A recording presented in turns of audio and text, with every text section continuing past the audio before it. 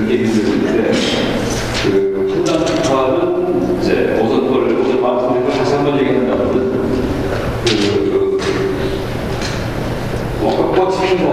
꽃이 핀다 할 때, 첫 번째, 꽃이 핀다는 사건은 하나의 사건인데, 이때 그 사건을 말로 표현하기 위해서는 꽃이라는 개념하고 핀이라는 개념하고 두 개 개념으로 분할을 해야 돼요. 잘라야 되죠. 그래서 이 꽃은 벌써 피어있는 꽃이에요. 첫 번째, 피어있는 꽃이 또 핀다는 그런 의미가 되기 때문에 중복에 오게 빠집니다. 중복에. 두 번째, 의미 중복이야죠. 두 번째는 반대로 이 핀을 갖지 않는 꽃이 어디가 있어갖고 이놈이 핀을 작동한다. 이렇게 볼 경우에는 핀을 갖지 않는 꽃이 어디가 있다는 그런 생각 자체가 잘못됐죠. 왜? 피지 않은 꽃은 이 세상에 어디가 없기 때문에. 그래서 이 경우에는 사실에 위배되는 이제 그런 오류가 빠지죠. 그러니까 첫 번째는 제2부적인 사고방식에 대한 비판이고요. 두 번째는 제2부적인 사고방식에 대한 비판입니다. 그래서 이게 이 중간 논리 그것이 전체 다르다, 다를 존재한다 이렇게 얘기드렸는데 꽃이 핀다 혹은 바람이 분다 이런 기초적인 문장에서 이렇게 두 가지 오류가 발생하는 것은 그 이유가 하나의 사건인데 이것을 생각의 가임이 딱 잘라가면서 두 개의 개념으로 바람과 품 이렇게 만들기 때문에 이제 자가방식 빠진다는 얘기를 했습니다. 그래서 비단 이런 말만이 아니고 모든 말이 다 이렇게 모습에 빠집니다. 그러니까 우리가 어떤 말 무슨 말을 하더라도 중간 논리에 이 조망을 딱 하면 다 틀려요. 오류 시작할 수가 있어요. 오류 잘못은. 그래서 심지어 서원불교는 선불교는 언어와 문자를 초월한 가르침을 그런 것이 선불교라는 얘기를 하는데 서원불교에서 쓰는 말조차도 말 표현들이 이상은 다 틀린 말이에요.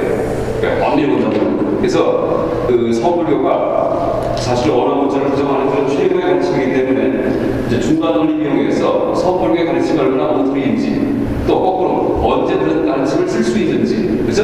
이게 이제 제가 한번 적용을 해보겠습니다. 지금 먼저 드릴 말씀은 서불교를 한번 죽여보고, 일단 죽인 다음에 다시 좀 있다가 다시 살려보겠습니다. 죽이고 하는 게 아니고, 이제 보세요. 서울에 쓰던 말 중에 이제 지금부터 죽입니다. 그게 다 틀린 말이에요. 어떤 말이 있냐면, 불림문자란 말이에요. 문자 세우지 말아라. 근데 이 중간 논리 조망을 받으면 이게 틀린 말이에요. 왜 틀렸을까요? 모순에 빠지니까. 문자 세우지 말라고 하면서 우리는 불림문자, 4개의 문자 세웠어요. 불림문자가 집이라면 이 문자도 세우지 말아야 돼요. 그렇죠? 자가당성에 빠진 말이에요. 자가당성에. 그래서 틀린 말이에요. 불림문자가 문자 세우면 안 된다고 문자 세우지 말라는 말은 문자 세우지 말아야 된다고 말이에요. 이것만이 아니고 대구주차 입을 열다, 즉 입만 열면 차 부딪힌다, 잘못된다. 개구주차 이렇게 말하는데 개구주차 입만 열면 부딪힌다 하면서 입을 열고 있잖아요. 그것도 부딪힌 것이어야 되죠. 그렇죠? 그러니까 자기 모습에 빠진 말이에요. 엄밀히 보면 틀린 말입니다. 사실은 지위가 아니고. 또 방아차 풀방자, 그렇죠? 방아차 다 밑으로 내려놔. 방아차 모든 주철 나는데 내려놔 이런 말이 있죠. 방아차. 근데 방아차 다 내려놔야지 그런데 다 내려놔야지 라는 생각만은 머리에 오르고 있어요. 그렇죠? 다 내려놓으려면 방아차의 말조차도 방아차가 버려야 돼요. 그것도 버려야 돼요. 근데 그걸 못 버리잖아요. 방아착이 진리라면 방아착도 버려야 돼요.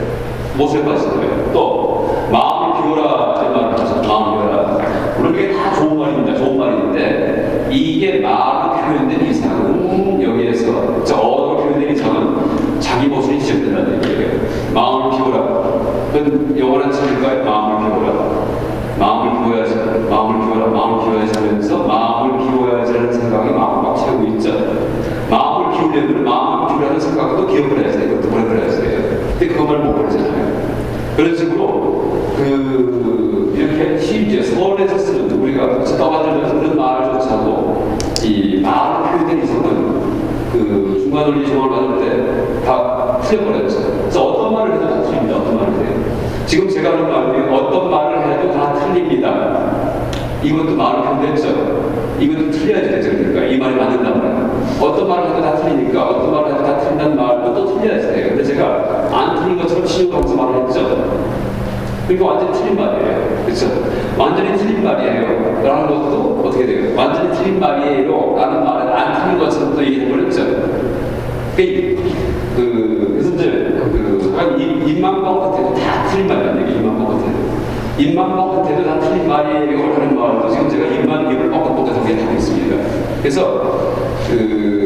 이 불교를 설명하기 위해서 쓴 말이라고 하더라도 많은 이상은 모순에 빠집니다.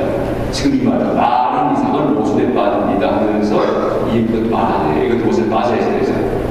그래서 이제 아니 끝이 안 납니다. 그러니까 제가 지금 이렇게 말하는 것조차도 중간 우리 정을 스스로 받아서 점검해보면 다 틀린 말입니다. 그러니까 다 틀린 말입니다라는 것도 말이기 때문에 틀린 말이라서요. 끝이 안 나죠. 다만 이 정도에서 멈추고.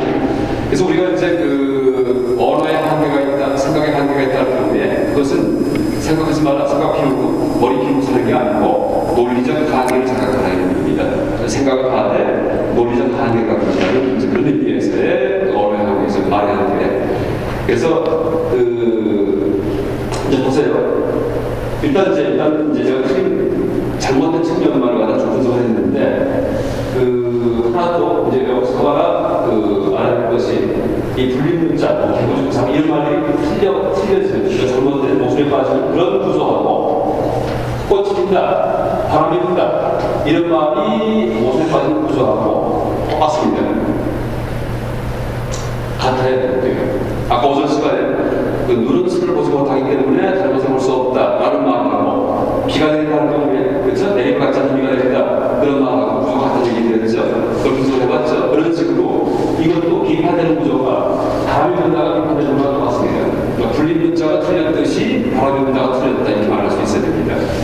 뭐가 틀렸을까요? 좀 힌트 드리면 바람이 분다가 이 말이 왜 이제 틀린 말이 돼버리냐 하면 하나의 사건인데 바람과 구름을 갖다가 잘랐기 때문에 불나기 때문에 분별. 그러니까 생각을 갖다가 잘랐어요. 두 개의 개념을 나눠버렸어요. 바람과 구름다가. 그래서 이것도 마찬가지입니다. 불린 문자가 물론 좋은 말이지만은 이게 왜 자랑스럽게 빠지냐면은 뭔가를 잘랐기 때문에 모르다가 생각의 갈비를 잘랐어요. 뭘 잘랐을까요? 뭘 분별했을까요? 뭘 분할했을까? 분할이요. 한번 생각해 보세요. 어떻게 불린 문자는 뭘 잘랐을까? 이런 말을 딱 할 때, 문자 세우지 마 했을 때 그 사람은 전제로 어떤 걸 자르고 있어요. 벌써 본인 스스로. 뭘 잘랐을까요? 뭐냐면 불린 문자라는 문자하고 다른 모든 문자 이거 자르는 거예요. 이거 불린 문자 세우지 마. 다른 모든 문자를 쓰지 말라는 얘기예요. 그렇죠? 근데 가만히 보니까 불린 문자, 네 말도 문자 아니냐. 자랑하지 말자는 거예요. 왜? 이 전체가 다 문자 세계에 속하기 때문에. 불린 문자는 문자고 다른 문자는 문자인데 다른 문자에 대해서는 문자 세우지 마. 불린 문자니까는 네 말도 문자라는 겁니다. 그래서 이때 뭘 잘라냐 하면 불린 문자는 문자하고 다른 모든 문자에 선을 긋고서 얘기하기 때문에 모순이 발생하는 겁니다. 구조가 똑같죠. 바람이 분다에서 바람과 분다에 선을 긋기 때문에 모순이 발생하듯이.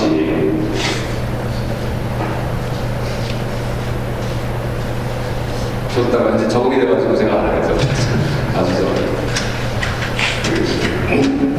능숙해져가지고 이제 전 같은 걸 막 끊어서 막 하고 있는데 이 탤런트나 수업하는 여행 같은 사람들, 연기 하는 사람들 다 아마 비슷할 겁니다. 그래서 이 마이크 한참 자다 보면 마이크 한참 자다 보면 제가 이제 옛날 강사 시절에는 일주일에 딱 강의 하나만 했어요. 근데 학교 정식 해보자 보니까 일주일에 강의가 한 5과목을 강의하는 거였어요. 5과목. 그러면은 아주 비감이 잡혀요. 아, 내가 약장사구나 하면서 약장사구나. 근데 또 한참 하다 보면 그런가 보다 감사합니다. 그래서 어쨌든 이제 다시 말씀드리면 바람이 분다에서 바람이 분다를 잘라갖고 이제 이 모습이 발생할 때 어떻게 모습이 발생했냐면 의주복인데 바람할 때 부음이 있어요. 부음을 가지고 있는 바람이 그렇죠? 그러니까 부는 것이 또 분다 이런 주복이죠. 부는 것이 또 분다 문자 수지 많았는데 당신 말로 문자 아니냐. 중복인데 자기 지침적인 중복이에요. 구조 똑같아요. 바람이 분다고 중복이에요. 붐이 붐 가는 거죠. 이것도 두 번 가요. 갔다가 다시 오지만 그렇죠. 이것도 마찬가지예요. 갔다가 다시 똑같은 게 되는 거예요. 붐이 부는 거예요. 이게 첫 번째 오류고, 두 번째 뭐냐면 다른 문자가 문자고 불린 문자가 문자가 아니다 할 경우에, 그렇죠? 다른 문자가 문자이고 문자가 아니야 할 경우에 어떻게 되죠? 불린 문자가 불린 문자가 아니에요. 사실이 유래가 되죠. 이게 두 번째 오류예요. 두 번째 오류. 여기서 붐을 가지고 있지 않은 바람이 있어가 본다 할 경우에 사실 유래 오류 맞았죠. 이게 두 번째 오류예요. 똑같은 구조예요. 첫 번째는 중복인데 이때는 자라난 첫째 중복이에요. 그러니까 자기를 향한 중복이에요. 자기를 향한. 갔다가 다시 오는 거죠. 그죠? 여기서는 갔다가 다시 가는 거죠. 이게 첫 번째 오류고, 두 번째는 뭐죠? 사실에 위배되는 오류예요. 불린 문자는 문자가 아니라 다른 문자가 문자다 할 경우에는 사실이 유배가 돼요. 여기서 어떻게 됩니까? 두 번째는 불지 않는 바람이 있어서 그 그룹이 분다는 경우에는 불지 않는 바람은 세상에 없기 때문에 사실에 위배되는 오류가 맞아요. 그래서 이제 겉보기에는 다른 표현이에요. 바람이 분다, 뭐 눈이 사물을 본다, 눈이 뭘 본다, 아니면 불린 문자. 겉보기는 전혀 다른 말인데 그 말 속에 그렇죠? 뼈대로서 갖고 있는 그런 그 삶 구조도 같습니다. 또 그걸 비판하는 방식도 똑같습니다. 그래서 이제 겉보기는 참 다른 말인데도 불구하고, 그래서 중문이 공식이라는 얘기, 테크닉이라는 얘기예요. 몇 가지 테크닉만 익히면 그 다음에 모든 말을 적용할 수 있습니다. 지금 제가 이제 이 구조, 한 얘기를 했는데 되게 많은 말이 전제 말이 많습니다. 저는 요거 발견할 때 딱 3일 걸렸어요. 3일 동안. 불린 문자의 역사를 내가 알고 있었고, 그 다음에 이것도 알고 있었는데, 뭐가 비슷해요. 3일 동안 이 생각만 했어요. 도대체 뭐가 비슷할까? 왜 비슷할까? 그러다 보니까 나중에, 그래, 짜증나게 되는 거예요. 이게 지금 강의할 때 15분만 말씀드리지만은, 이게 전부 다 아주 속을 썩어가면서 이제 발견하는 거예요. 그리고 전 세계 어떤 중국 개론 제반이라는 말은 안 나옵니다. 그 역설과 뭐 이런 1928, 292판의 구조가 이런 말은 어디 찾아봐도 일본책도 없고 서양책도 없고요. 또 제가 이제 이 중간학을 전공했는데 아까 말씀드렸던 그 수면연기 공식하고 그 다음에 292판, 392판, 492판 이것은 중론 전체가 구성되어 있다. 이런 전망도 어디 가도 안 나옵니다. 그 일본 학자를 찾아보더라도 중론을 정리할 때 노파 대상과 구성이 돼요. 행위와 행위자 아니면 뭐 이제 그 주체와 작용 이런 걸 놓고 중론을 이렇게 하지 이런 방식의 얘기는 안 합니다. 그래서 제가 이걸 어떻게 발견했냐면은 박사학 논문 쓸 때 아까 중론이 있다 보면은 비슷한 패턴이 굉장히 많아요. 그래서 이걸 줄일 수가 있겠구나 해가지고 중론 전체를 번역한 다음에 그걸 A4용지를 뽑아가지고 계속 하나를 다 올렸어요. 잘라서 그게 455장이에요. 그걸 풀바닥에 쫙 펼쳐놨어요. 그러니까 방 하나가 중론이죠. 그 다음에 비슷한 거 그게 맞추는 거예요. 한두 장 맞추고 촌남, 풍남에 맞추죠. 그게 6개월 동안 맞췄어요. 펼쳐놓은 다음에. 그 처음에는 한 20가지 종류를 맞추시다가 나중에 점점 줄더니 4개를 딱 줄더라고요. 그 다음에 그걸 못 썼습니다. 그래서 이게 강의는 제가 문제를 드리지만은 그냥 나온 게 아니고 개론에서 본 것도 아니고 중론을 갖다가 아주 잘게잘 씹어가지고 책이 지금 걸레 비슷한데 제가 쓴 책이지만은 한 권은 걸레가 돼서 버린 건 아니고 정이 있고 또 한 번 새로 나온 거다가 또 걸레가 됐어요. 그래서 이 불교 공부하는 방법이 많이 보는 것보다 하나를 보더라도 자 끝장을 볼 때까지 잘못하면 힘든 게 이게 이제 어떤 조망을 얻는데 올바른 방법이라고 생각됩니다. 그래서 어쨌든 지금 불린 문자하고 이 바람이 분다는 이 말하고 비판되는 원문 구조가 마찬가지다라는 점을 이제 다시 한번 이걸 써먹어서 연습하시기 바랍니다. 또 하나 얘기가 또 하나.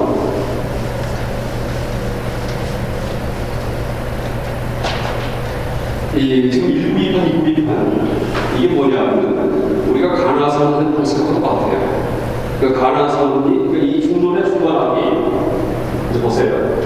중간합이 이 근거가 어디 있냐면 연기설인데 중간합이 용무소상에 생활하시긴 했지만 부처님 가르치면 이 내용이 아니라서 그 근거가 아니에요. 중간합은 이 뿌리 토대는 초기 불교에 있습니다. 초기 근본 불교에 뭐냐면 연기와 무기설이에요. 무기 들어보셨죠? 무기 없은 문자? 경기자 해가지고서 어떤 질문에 대해서, 통일상황적 질문에 대해서 부처님이 무기, 친구 가사마에 답을 안 하세요. 그랬다가 나중에 유언비를 하시는 이런 식의 이 패턴의 술법이 마음경에 많이 나옵니다. 마음경에. 이게 이제 부처님의 친구이죠, 친구.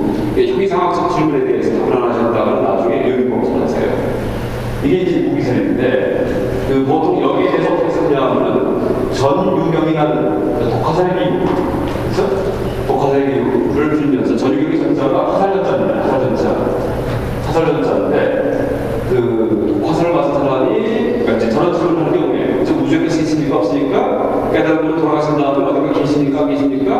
그 다음에 영혼과 육체가 똑같습니까? 다릅니까? 이런 질문을 할 경우에, 이런 질문을 할 때 부처님께서 답을 안 하시고 하게 계세요. 모르는지 아시는지. 그때 나중에 12연기, 무명이 있으면 행이 있고 행이 있으면 식이고 12연기를 설하시든지, 아니면 오는 무상하다, 3법인을 설하시든지, 아니면은 사성을 설하시든지 이렇게 얘기하세요. 근데 사성제건 3법인이건 12연기건 다 연기설입니다. 연기설. 그래서 어떤 질문을 해도 침묵했다가는 연기설 하세요. 동문서답이에요. 우주의 끝에 물어봤는데 12연기예요. 동문서답이죠. 그 다음에 열애가 돌아가신 다음에 어디 계십니까? 물어봤더니 12연기예요. 동문서답이죠. 동문서답, 남문서답, 동문서답이에요. 다 무조건서답이에요. 이게 공식이에요. 이 무기설에 침묵했다가. 근데 이것이 중간하게 중간하게 무슨 얘기 나오면 질문자가 물어볼 때 어떻게 물어보냐면 사구적으로 물어봐. 사구. 1, 9, 2, 3, 4, 5. 우주의 끝이 있습니까? 없습니까? 있으면서 없습니까? 있는 것도 없는 것도 아닙니까? 이렇게 물어봅니다. 이 사구를 부처님이 다 답을 안 하세요. 딱 나와버려요. 게다가 유언비사하는 거예요. 그 사구 막는 거예요. 준호는 어떻게 했었죠? 아까 말씀드렸듯이 사구적으로 얘기를 할 때 이제 부부를 갖고 있는 말을 입는다 할 때도 논리적으로 깨버리죠. 옷에 빠진다. 그 다음에 부부를 갖지 않는 말을 입는다. 42위에 옷에 빠진다. 부부를 가지면서 갖지 않는 말을 입는다. 어떻게 돼요? 참고 가지면서 갖지 않는 것은 자기 모순이죠. 그 다음에 부부를 갖는 것도 아니고 갖지 않는 것도 아니고 말을 입는다. 이것은 삶이 안 좋아요. 두 모습은 논리적인 방식으로 사고를 다 막아버려요. 초기불교 무기설에서는 어떻게 돼요? 그냥 침묵하셨다가 유언비사를 하세요. 그렇죠? 사고적인 부분에 대해서, 네 가지 종류의 판단 부분에 대해서 침묵했다가는 유언비사를 하시는 게 초기불교. 중론에서는 어떻게 돼요? 사고적인 부분에 대해서 어떻게 돼요? 논리적으로 분석을 따져가지고 왜 틀렸는지 설명을 해요. 설명을 한다. 그 다음에 이게 어떻게 하냐면 간화사. 하도는 어떻게 되죠? 계획에 불성이 있습니까? 없습니까? 여쭤보니까 계획에 조수스님께 여쭤보죠. 그 당시 열반경이 고제해주는데 열반경에서는 일체 중생 실비고 불성의 기기가 됩니다. 모든 생명은 다 불성이 있다 얘기를 하죠. 다 부처님 소급이 있다는 얘기예요. 근데 가만히 보니까 강아지 개는 그쵸? 뭐 이상한 짓도 하고 저 불성이 없을 것 같아요. 그러니까 계획에 불성이 있으니까 여쭤봤어요. 그러니까 기대한 답은 뭐냐면 개도 생명체이고 불성이 있다 이렇게 기대했는데 조수스님이 없다. 이렇게 되는 거예요. 조선문자죠. 그러니까 이제 충격받는 거예요. 열반경 가르침에 유배되는 말씀하실 거 아니에요. 근데 이게 뭐냐면은 이 질문한 사람이 여러 가지 종교적인 생각을 하고 부처님 계시고 불성이 있고 있냐 없냐 이런 분별 속에서 그걸 봤기 때문에 이게 뭐냐면 틀렸다 문자예요. 네 생각 다 부셔버려가는 할바 같은 그런 말입니다. 할바 같은. 그러니까 이 질문했던 분이 다하게 깨지면서, 그러니까 자기가 물어볼 때 그렇게 세계관이 깨지면서 진짜 지인상을 파악하죠. 이게 이제 조주문자의 법인데, 이 물을 조주문자 하는 때 어떻게 얘기하니까 무에 대해서 진짜 없다는 생각하지 말고, 또 그렇다고 유라는 생각하지 말고, 또 유도 아니고 유도 아니다 라는 생각하지 말아라. 이게 조주문자 하는 방식이에요. 그죠? 송나라 때 대조보스님이 가나서 개발하면서 화두주는 방식에 대해서 이제 쭉 설명하는 내용들이 있는데, 조주문자 화두주는 방식은 뭐냐면 사구정에다가 발언하지 말라 이렇게. 무에 대해서 그냥 무가 할 뿐이지, 무가 진짜 없다는 의미인가 아니면 그것이 있다는 의미인가 있는 것도 아니고 없다는 의미인가 라고 나가지 말라는 주제예요. 그러니까 사구의 충분을 갖다가 다 나가버려요. 화두에서는. 그렇죠? 못 나가게. 그러니까 화두에서는 화두만 앞에 있을 뿐이지 은산철벽처럼 은을매는 산만 벽은 나갈 수가 없어요. 못 나가게 큰 나와버리잖아요. 사구를 생각이 못 나가게 무만 오직 무만 할 뿐이지 똑같잖아요. 그렇죠? 사구 갖다가 큰 낙부산자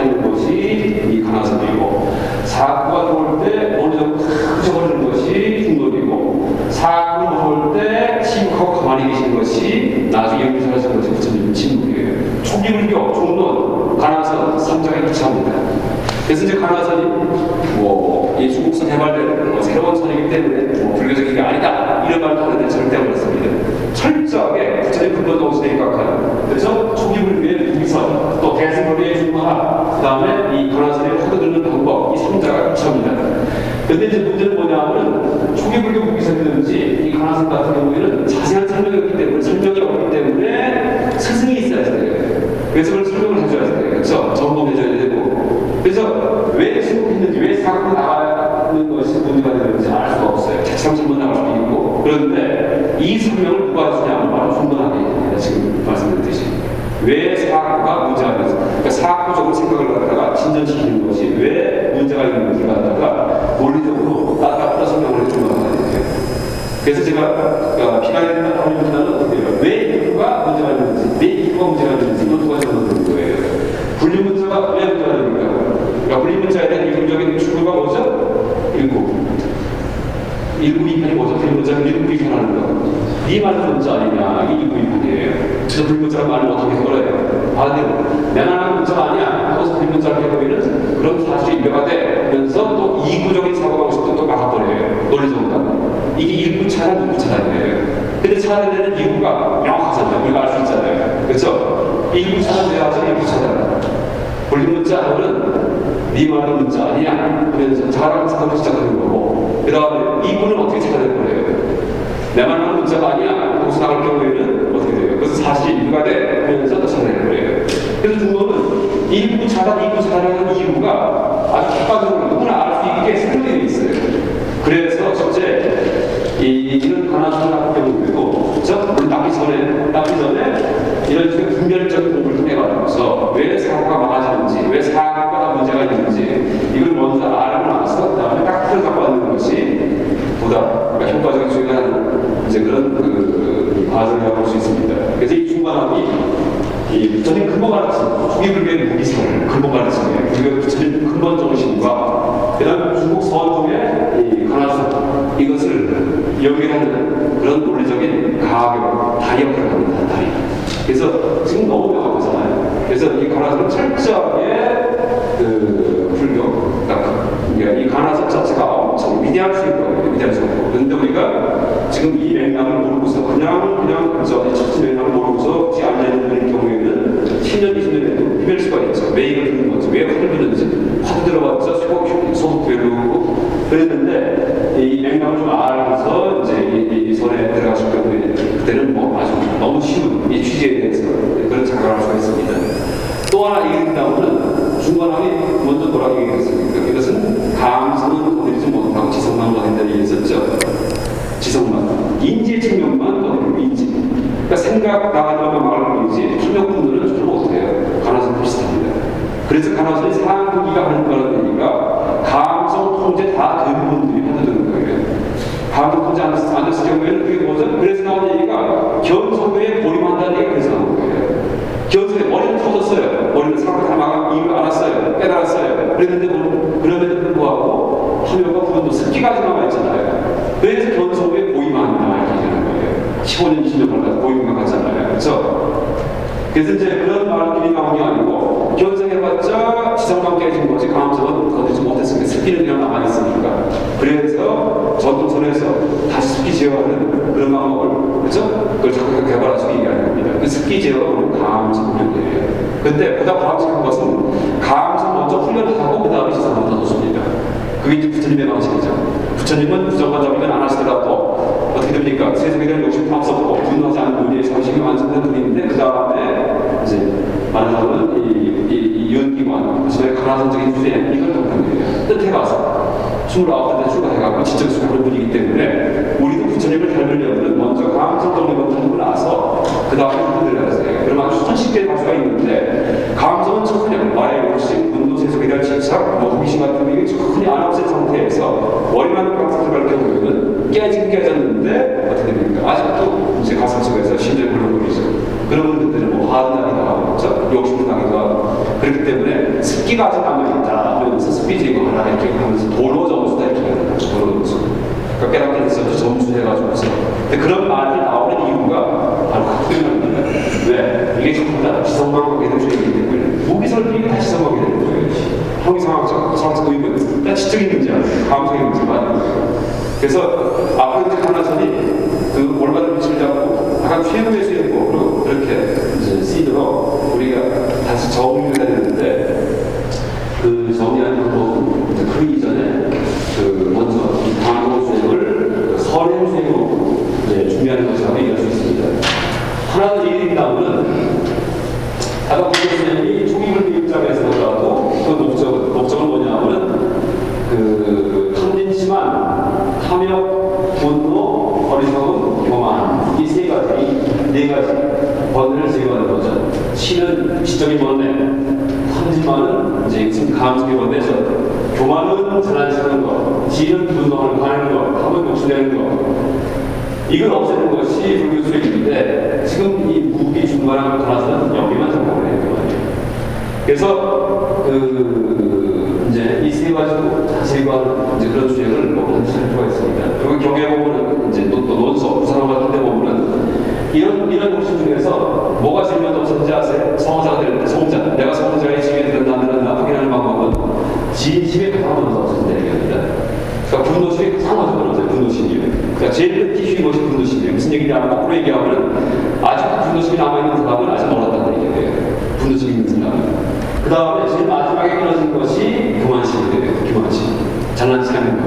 그래서 조금 지겨지려면 잘난치 하기 쉽죠. 이게 딴 게 아니고 잘난치 하는 게 제일 마지막에 치심 끊어지게 90대에 끊어지는 게 잘난치기 때문에. 그래서 성인 중에도 공자님은 성인이지만 내행자는 아성이다 이렇게 하잖아요. 내행자 책을 보면 되게 잘난치게 된자예요. 그래서 조금 뭐 아는 분들 보면 잘난치 굉장합니다. 왜? 교만심이 마지막에 끊어지니까. 그래서 그 비방할 거 아닙니다. 아직 탐욕과 분노는 없어졌지만 화도 안 되는 우리 고행자가 탐욕도 분이지만은 세속에 대해서 아성이구나 아직은 교만이 남아있구나 이렇게 보면 됩니다. 그래서 어쨌든 두 가지가 다 그렇죠? 세 가지가 다 탐욕, 교만, 분노 이게 정리되고 시신도 없어지는 이게 제일이죠. 또 하나 얘기한다면은 이 불교 수행은 한마디로 얘기해서 해체법이다 라고 얘기할 수 있어요. 감성을 해체해버리고 지성을 해체하는 거죠. 그럼 이제 서우자가 되죠. 그래서 이 불교 수행은 뭐 머리가 좋고 엘리트 이런 사람들이 아니에요. 물론 이런 사람들 할 수 있지만 더 어려워요. 흔히 그런 얘기 하죠. 지경이 많은 분은 공부하기 힘들다는 얘기 많이 하잖아요. 세속수 많이 배웠을수록 이 불교 수행하고는 좀 자기가 된다는 얘기 많이 하잖아요. 왜 그럴까요? 불교 수행이 해체법이기 때문에 그런 거예요. 보세요. 자, 탐욕 없애는 거, 욕심 없애는 게 사회에서 성공하고, 그래서 똑똑하고 잘난 사람이 욕심 잘 없어요, 못난 사람이 잘 없어요. 못난 사람이 잘 없어요. 못난 사람이 있는 것도 없이 욕심도 안 된다는 얘기예요. 그렇죠? 근데 사회에서 성공하고 1등하고 항상 전교에서 1등하고 어디 뭐 좋은 데 가는 사람들 보면은 재미만 하시네요. 그렇죠? 전교에서 1등 했는데 이번 시험 보니까 3등 했어요. 막 집에서 물어야 돼요. 구내가 자문 안 하면서 다음 시험 공부해서 그 다음에 1등 해야 돼요. 얼마나 탐욕이 많은 사람이에요. 그래야지 사회에서 공부를 해요. 사법고시 5년간 친구들하고 만나고 일을 내고는 도저히 59를 가면 안 돼요. 무슨 얘기예요? 사회에서 성공한 사람들은 대개가 그죠? 탐욕이 엄청나죠. 그 다음에 성공해서 지휘관을 하시니까는 그 다음에 어떻게 돼요? 화자를 조금만 자주지만 성에 막 바로 보내요. 그렇죠? 그 다음에 교만심 당연히 잘난 체 많이 하잖아요. 그래서 누가 더 수행을 빨리 할 수 있냐 하면 가진 게 없는 사람이 더 빨리 하는 걸 합니다. 그 다음에 이 지식 어리석은 거 머리가 좋은 거하고 불교에서 얘기하는 지식하고는 아무 관계 없습니다.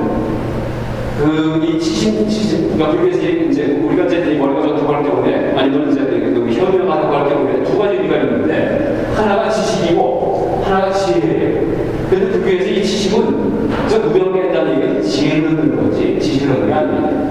저 같은 경우는 학교에 있기 때문에 지식이 많아요. 그렇죠? 이제 지식을 통해서 별 얘기를 하고 있잖아요. 이게 다 지식이에요. 그렇죠? 근데 이것은 불교에서 추구하는 게 아니에요. 물론 지식만은 좋긴 좋지만은 이게 지혜가 지혜. 이 지혜는 뭐예요? 해제예요. 갖고 있는 고정관념 없애는 거. 갖고 있는 고정관념 없애는 것은 뭐 기억력이 좋아 아무 상관없어요. 그렇죠? 그래서 불교의 지혜도 머리가 나쁜 거 아무 상관없죠. 오히려 지임승조차도 사람보다 지혜로운 면이 있어요. 어떤 면에서는 예를 들어 벌레가 우리보다 더 지혜로운 면이 있어요. 사과벌레가 우리는 여기는 집이고 밥 먹으러 가자면 동양간에 가잖아요. 동양간에 가는데 사과벌레 뭐라고 해요? 사과벌레가 집을 밥 먹잖아요, 생각했는데. 걔는 집이 밥이에요. 우린 집이 밥이 아니에요. 우리한테는 분별이 있어요. 근데 그러면 그 분별을 깬 놈이에요. 보면서 보면 나왔다는 얘기. 심지어 벌어지지 않고 그런 면에서는 나는 지혜로운 면이 있어요. 그래서 뭐 거위를 보고서 누가 깨달았다든지 이런 얘기가 다 배우는 거예요. 그런 거예요. 왜? 지혜는 해체이지 그렇게 지혜는요. 또 경에 보면은 두리만 뜻가스님 아시죠? 너무나 어리석어, 너무나 머리가 나빠요. 얘기 한마디에 또 한 번을 보시면 그냥 돌아서는 거예요. 돌아서는. 또 부처님 나중에 빗자루로 이제 주신 다음에 쓸구쓰르다 이건 알려주잖아요. 많은 사람에서 쓸구쓰르다 이것만 이거는 안 까먹어요. 항상 쓰니까 쓸구쓰르니 해체하고 해체하래요. 탐욕스러워버리고 분노스러워버리고 교만스러워버리고 어떻게 돼요? 고정만능스러워버리고 그럼 알아하는 얘기예요. 주리반드가가 알아야 됐다는 얘기가 무슨 모든 사람들한테 용기를 주게 하는 얘기가 이게 사실이에요. 더 쉬워요. 주리반드가 같은 사람이 알아듣기가 더 쉬워요. 왜? 다 해체되기 때문에. 왜? 탐욕도 없죠. 교만하지도 않죠. 화도 안 내죠. 좀 바보스럽잖아요. 바보스럽기 좋은 거예요. 도인은 바보스러워요. 열반하신 원하신 같은 경우는 얼마나 무슨 도인이에요. 시골 할아버지 같잖아요. 근데 열반하신 방광하잖아요. 방광하잖아요. 이 도인이에요. 그죠? 근엄하고 살란차게 도인이 아니고요. 진짜 너무나 편한, 가면 갈수록 편안한 분들, 이런 분들이 이제 도인이죠. 그래서 이 부분은 해체법이고, 중론의 중간의 지주는 이런 해체, 그러니까 침을 없애는 것이 이 중론의 가르침인데, 이것은 해체의 가르침이다, 이렇게 할 수 있죠. 그래서 판단 해체하는 방식을 따져가지고서 이제 제가 설명을 드렸습니다. 그래서 지금 이제 말씀드렸듯이 중론의 가르침, 그러니까 사고 비판, 내 논리는 비관이나 타인이나 이 정도만이 아니고 심지어 서불교에서 얘기하는 그런 말조차도 중간 논리 속에 대비되는 전부 다 들어서버려요. 틀린 말과 그렇게 논등되죠. 들었던 말이죠. 그러면 서불교에서 쓰는 그런 말들은 다 잘못된 걸까요? 예전에 선생님이 잘못 스님이 뭔가 부족해갖고 분리문자, 교회를 전체끼리 교사서 분리 말씀하신 걸까요? 그럴 리가 없죠. 엄청난 명분이 있는데 왜 그런 말 했을까요? 이제 보세요. 그걸 또 지금도 살립니다. 아까 죽였는데, 분리문자, 개고정자 다 죽였는데, 지금도 다 살려요. 무슨 얘기냐면, 이제 보세요. 어떤 사람이 집을 하나 줬어요, 지금. 지붕을 해가지고, 그 다음에 누르고, 단도 하나 이제 만들고, 깨끗한 집을 진 다음에, 성분도 하나 달고, 그쵸? 페인트를 칠한 다음에, 감을 넣은 다음에 깨끗하게 하얗게 칠해놨어요. 그 다음에 이 사람이 가만히 밖에 나오니까 참 마음에 드는 집이 됐는데 좀 걱정이 돼가지고서 빨간 페인트 갖고 와서 빨간색 페인트 갖고 와서 쓰냐면 여기다가 적었냐면 낙서금지, 낙서금지 이렇게 써요. 새 집에다가 이 자가당착이죠. 낙서하지 말라고 살려버려서 낙서해버렸어요. 분리문자도 마찬가지예요. 분리문자는 네 말이 문자 아니냐 이렇게 돼요. 낙서금지 네가 낙서했잖아 이러는 거예요. 여러분, 이 말씀이 지금 어디서부터 잘못된 거예요? 그럼 낙서문자라는 말을 무엇을 나요? 어떤 경우에 쓸 수 있을까요? 어떤 경우에 분리문자라는 말을 쓸 수 있을까요? 집을 깨끗하게 지었는데 동네에 가가지고서 막 낙서를 해요. 별도 그리고 그쵸? 가나다, 기억력이기도 하고 ABC 막 쓰고 이래요. 왜? 동네를 볼 때 너무나 깨끗한 칠판인데 야 좋은 벽이 생겼다. 우리 낙서하자. 남자 막 놀아야 돼. 5살짜리가. 그쵸?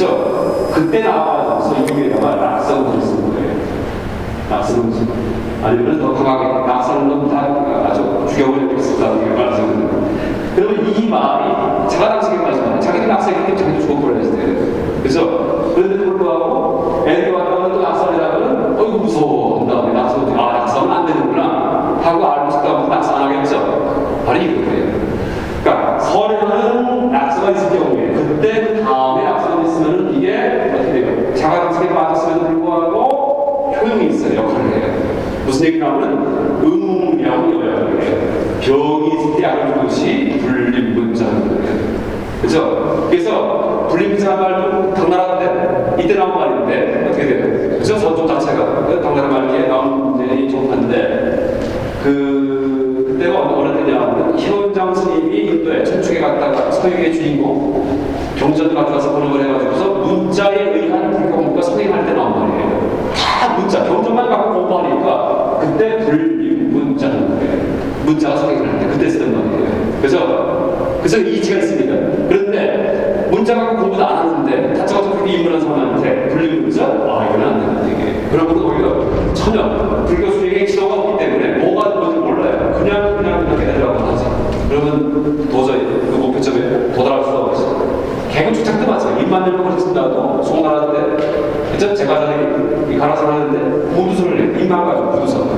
그러니까 입 열는 거 다 틀린 거야. 그때라는 말이에요. 그래서 선행하는 앞선 잘못이 있을 경우에, 근데 그 다음에 이걸 고쳐주기 위해서 낙서금지라는 말을 하듯이, 그죠? 문자 수행할 때, 입만 가지고 불교 공부할 때, 이럴 경우에, 그죠? 마음에 탐욕과 분노가 가득한 사람한테 강하게 하는 거예요. 아무나 강하게 아니고, 아무나 마음이 열어가 아니고, 그죠?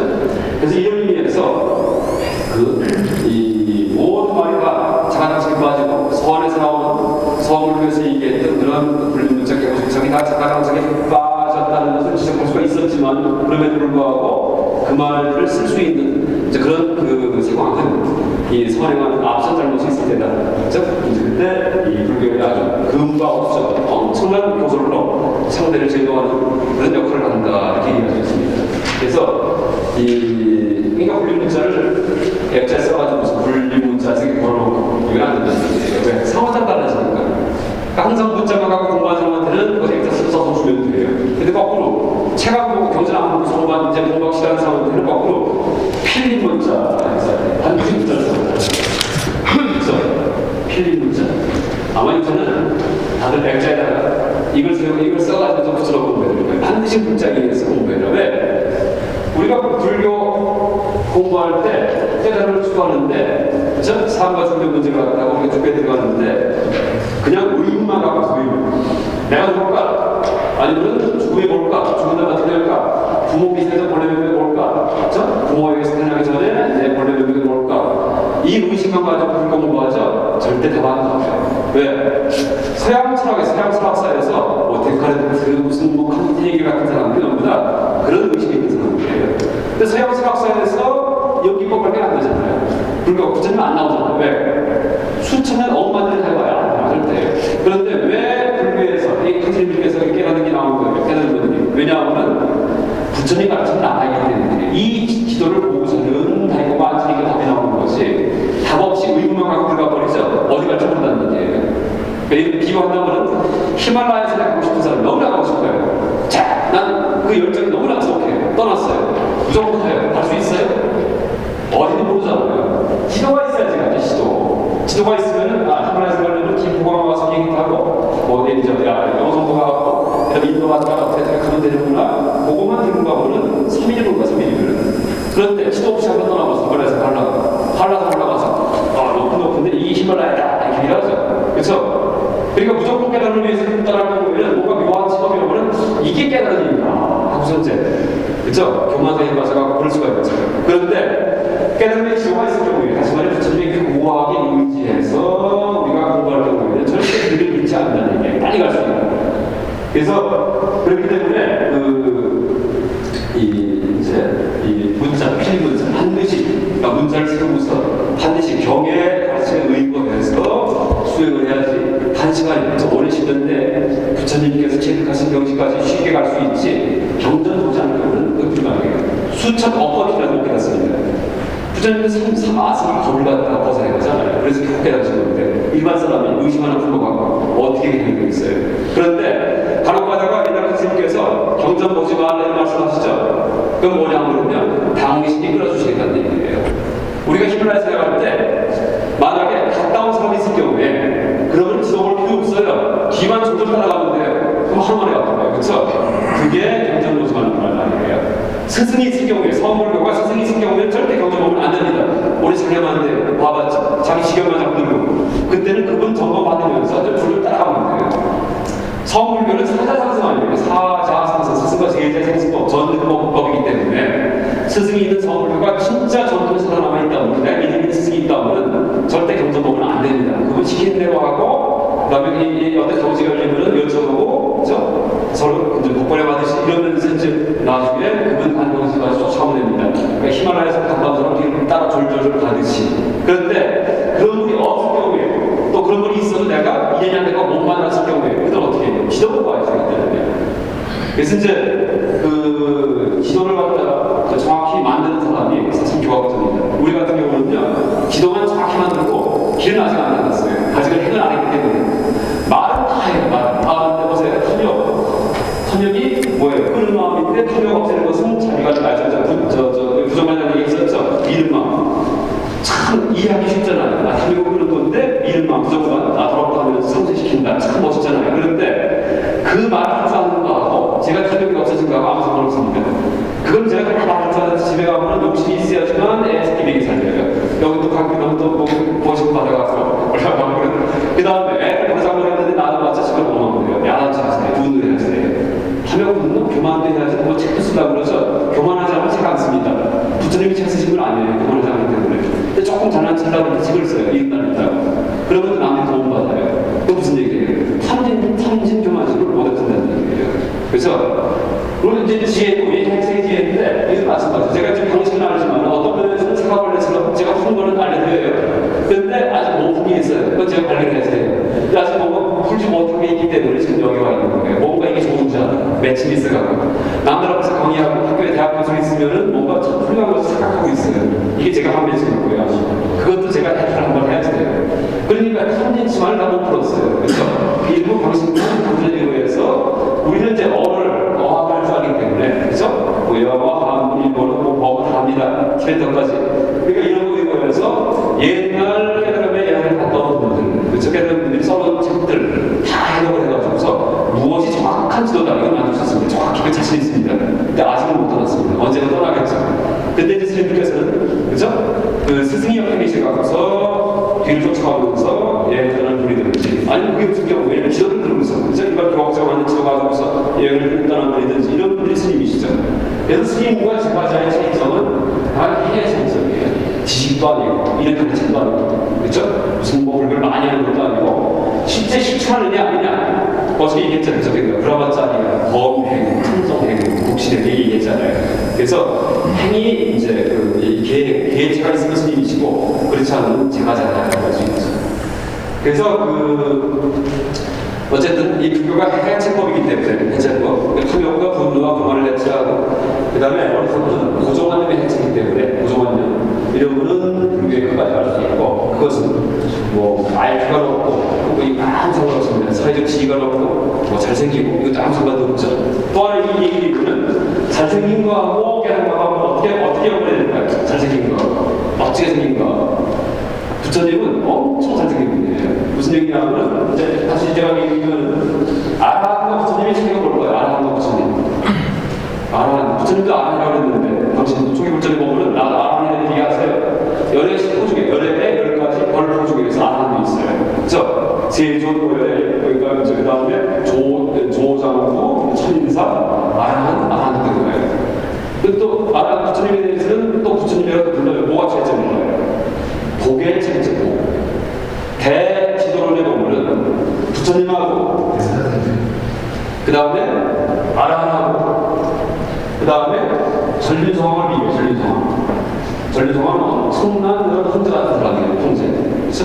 전륜성왕이 어떻게 비교하냐면은 쉽게 간단히 얘기하면 복과 지혜를 비교합니다. 복과 지혜가 있는데 부처님은 복과 지혜를 다 가지고 있네요. 다시 말해 어떻게 돼요? 모든 탐진치를 해체했으면서 또 뭐예요? 세속복이 엄청난 분이에요. 왕자로 태어나죠. 32 이상 불신정보가 있어요. 30 이상 불신정보가 뭐냐면은 여러 가지 옛날 위의 모습인데 요새 말로 튼다면은 지독하게 잘생긴 거예요. 그래서 경전에 보면 일정에 보면 부처님이 깨달으려고 모습을 하실 때 마을 청년이 딱 보더니 그 모습에 반해가지고서 저분이 수행된다고 얘기하고 우리 첩이 되자 이렇게 약속을 첩. 그러니까 이제 주제넘게 천은 부인을 못 되고 첩이라도 되지. 너무나 잘생겨가고요. 무슨 얘기냐면 장동건 이상으로 잘생겼다는 얘기예요. 왜 그럴까요? 많은 사람을 제도하기 위해서 오빠부터 만들기 위해서 딱 해야 돼요. 쉽게 얘기하면 이게 생겨요. 못생기면 사람들이 깨달은 사람도 아는 못생겨도 돼요. 아는 지혜만 있고 복이 적은 돼요. 없어요. 지독하게 못생겨도 알아야 돼요. 본인은 탐진치만 다 없앴어요. 근데 워낙 못생겼기 때문에 사람이 똥이잖아요. 내가 알아내다가 네가 무슨 알아내 못생긴 얘기 된다고요. 그렇지만 본인은 삶과 죽는 것을 떠났어요. 이연 있는 사람만 그 사람한테 제도가 되죠. 소수만 제도예요.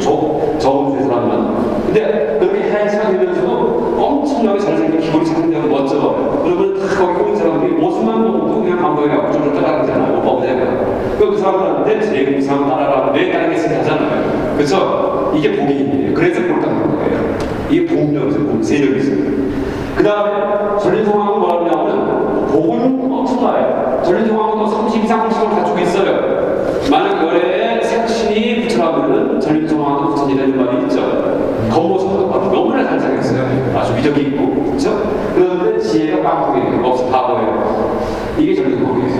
기업가, 대통령, 그렇죠? 왕들 엄청나게 복이 많죠. 다른 사람 많아요. 근데 연기복 좀 얘기해보세요. 나 몰라. 공부할 마음도. 왜? 복통만 있기 때문에. 그래서 복과지혜 중에서 복과지혜를 다 있어요. 복의 양쪽도 한번은 부처님이고 지혜만 집중하고 그거 없으면은 나라이고 복을 있는데 지혜가 없으면 전리성왕이에요. 전리성왕. 이게 삼자의 차이점입니다. 그런데 그 알아내는 것은, 그러니까 부처가 되는 것은 복을 쌓아야 되는데 이 복이 단순히 쌓이나요? 얼마 동안 쌓이냐면은 3아승기 100컵 동안 쌓아야지만 부처복이 쌓입니다. 보살 발심한 다음에 3아승기 100컵이에요. 아승기가 법으로 아상키아. 쌍키아 하는 숫자, 세다, 아는 부정, 무수거, 셀 수 없는 거. 아상키아가 인도의 그 숫자 단위가 굉장히 많죠. 자, 하나죠. 근데 그 중에 제일 큰 숫자 단위가 아상키아예요. 근데 그 상상을 초월한 숫자예요. 3아승기 겁에다가 수행을 하고, 저 보살을 하고, 거기다 끝머리에 가서 100컵 추가가 됩니다. 그게 뭔지 아세요? 3아승기 겁 동안 수행했으면 100컵 동안 추가해서 화신업을 써, 화신. 몸뚱이 만들기, 몸 만들기 들어가요. 몸 만들기. 30 이상 80을 만들기 위해서 100컵 걸리면 돼요. 그래서 뭐, 이가 100컵은 몇 겁이 걸리고, 그 다음에 뭐, 귀 거리 몇 컵 걸리고, 장무슨 몇 컵 걸리고 있습니다. 어떤 업을 닦아보면, 마지막에 3아승기 겁 동안 무조건 장무리 하소서만 해요. 무조건 보세요. 그때는 못생겨서 돈 없어요. 그러면서 이때 이 쌓은 복은 어디에 저장되냐면 아리아식에 저장돼요. 아리아식에 서로 인과응보에서 서로의 정자가 엄청나게 쌓이게 되는 거예요. 본인이 쓰진 않아요. 그러니까 보살도 같은 경우에는 보살하는 분들은 죽을 때 어떻게 발언하냐면 해탈이 아니고 어떻게 되죠? 내세계 또 태어나는 거죠. 그런데 인간으로 태어날 경우에 내세계 거지가 되길 바랍니다. 이렇게 발언해요. 제발 거지가 됩니다. 무슨 얘기인지 아세요? 내가 지금 현생에 엄청 복을 줬어요. 근데 내 생에 안 떠먹겠다는 얘기예요. 내 생에 복을 엄청나게 검소하게 조금 먹고 살고 아주 비난하게 살면서 착하게 살면서 선하게 살면서 남도 와서 계시키면서 그러면서 복을 쌓는다는 얘기예요. 그러니까 적금하고 사는데 절대 안 떠먹는다는 얘기예요. 정기 그걸 계속 하면서. 그래서 보살 받으러 내 생에 좀 내가 멋진 집에 태어나서 멋지게 살겠다가 아니고요. 내 생에 내가 세세생생 거지로 태어나겠다. 이게 보살 받는 거예요. 거지가 뭔지 아세요? 빅수의 빅수. 빅수가 뭐죠? 걸사. 뭐죠? 스님이에요. 그러니까 무슨 얘기냐면 절대 복을 쓰지 않는 분이 검사하시잖아요. 그렇죠? 무슨 얘기냐면 스님들 현생에 스님으로서 활동을 하더라도 내 생각이 엄청납니다. 쓴다고요. 근데 말을 하실 때 현진을 놓치고 어떻게 얘기하세요? 또 스님을 대신하는 얘기하세요. 무슨 얘기냐면 대보살이라고요. 그래서 왜냐하면 내가 현생에 지은 복을 갖고 있어 내 생에 멋지게 태어나서 그러면은 복지게 다 먹어서요. 그러니까 한생 벌어 한생 쓰고 성불할 날이 없어요. 복이 남는 없으니까 3아승기 겁동안 복을 쌓아야지만 이 복 갖고서는 마음속에 복이 생겨가고서는 나중에 부처되는데 벌어만 나서 또 써버려 다음 생에. 그래서 절대 내 생에 복을 쓰지 않겠다고 이 벌한 다음에 마음속에 선업에 쓰고 이 복을 쫙 쌓는 겁니다. 그래서 성불의 기간이 3아승기 겁동안. 그래서 이때 이게 뭐냐면 어떤 복을 쌓는 거냐면 2년 복을 쌓는다. 무슨 얘기냐면 현생에 많은 사람한테 도와주고 좋게 해주는 거예요. 그럼 나한테 현생에 도움받는 사람 내 생에 태어나면 나한테 도움을 줘요. 나를 따라오고 이렇게 돼요. 왜? 인과응보가 있기 때문에. 그러니까 현생에 내가 살면서 한 10,000명을 도와줬어요. 내 생에도 10,000명 도와줬어요. 내 생에 10,000명 도와줬어요. 쌓여요. 어떻게 돼요? 10,000명, 10,000명, 1,000명, 5,000명 엄청나게 많아지죠. 나중에 내가 성불을 해요. 전생에 내가 도와줬던 사람들 전부 다 어떻게 돼요? 나를 따르는 1250비구가 되는 거예요. 또 내가 죽은 다음에 멸망한 다음에도 어떻게 돼요? 세세생생 불교를 믿는 불교 신자가 돼요. 우리가 부처님 말씀 따르는 무슨 불교 신자라는 얘기는 전 세계 생각하는 부처님이 우리 한번 도와줬다는 얘기예요. 그거 보답하는 거예요. 우리 오빠 형님도 되는 거지. 말하자면 한번 우리 2년복을 갖다가 받았기 때문에 보답하는 거예요. 그래서 그렇게 2년복을 3아승기가 쌓아가지고서 아리아식을 저장하고 그게 다 쌓이면은 못 만들게 들어가서 30장 80종을 갖다 쌓으면 3아승기 100번 동안 복을 쌓아야지 만들기 때문에 부처님 당시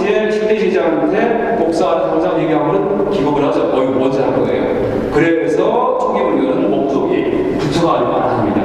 당장 핫해갖고, 그렇죠? 깨닫는 거, 부처되는 거. 이게 이제 안 하는 거죠. 그랬다가 나중에 어떻게 되죠? 북쪽에 가니까 아라한, 진짜 성문영각이 전부 다 방편이고, 실제는 다 보살하고 성불 하나님께 가서 일승으로 다시 돌리잖아요. 성불에 기르다가. 그래서 이제 실제제가 전부 다 다른 데 가고 지금 어딘가 영적인 존재로 계시면서 이제 보살로서 우리에게 기도에 감동하시고 하는 이제 그런 역할을 한 겁니다. 그러니까 법화경에 가서 의미에서. 그래서 이제 아라한과 부처를 비교하는데 약간 지혜에서는 뭐 거의 마찬가지고, 근데 물론 저는 이 지혜도 훨씬 더 이제 미세한 그런 공에 대해서 많은 얘기합니다. 그러니까 정확히 얘기하는데 이것도 많이 이제 설명을 더 해야 되는데, 약간 간단히 비교한다면은 복과 지혜가 다 있으면 그렇죠. 그러니까 지혜는 복이 적어보면 그러니까 아라한 쪽에는 돌에 맞아 돌아가는 분도 있어요. 누구예요? 목론 존재. 신통제인인데 외도리고 돌을 치니까 어떻게 돼요? 그냥 맞아 돌아가죠. 왜? 전생에 내가 해치놈들이에요. 받아야지 돌아가서 그냥. 그렇죠? 하늘나라 도망갈 수 있는데 안 넘어가잖아요. 받아야지. 그래도 아라한이에요. 돌아가죠. 근데 부처님은 뭐 그런 일이 한 번도 없죠. 왜? 복이 무량복이기 때문에 거의 평생 동안 순탄하시잖아요. 이게 복이에요. 그래서 뭐 예수 같은 경우는 죽을 때 어떻게 죽어요? 십자가에 물려막 책찍질 맞아 죽잖아요. 그렇죠? 전생 악업자다는 거예요. 그거는 받으면 죽는 거예요. 그렇죠? 공자는 굶어 죽어요, 나중에. 그러니까 복은 부처님들은 다 몸이 있어요.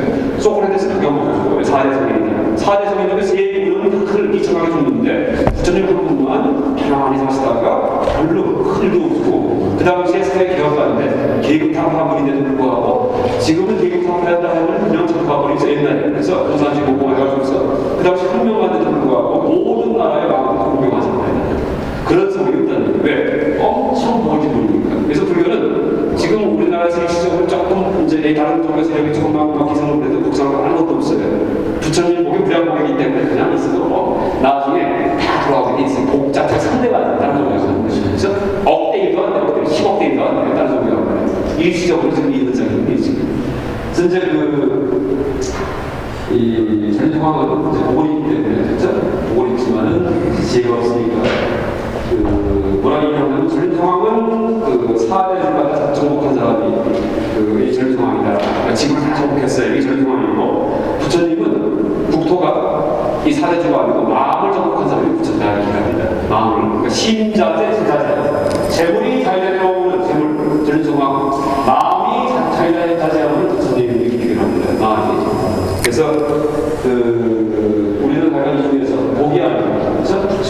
지혜를 추구하는, 또 지혜 중에도 이 한진시 중에 이 해체 중에서 이 지적인 측면에서 그런 어떤 이 해탈, 이것만 추구하는 가르침이 중론이다 이렇게 할 수 있습니다. 여기까지 얘기하고 시간 다 됐죠? 여기까지 얘기하고 이어서 이제 마무리하겠습니다.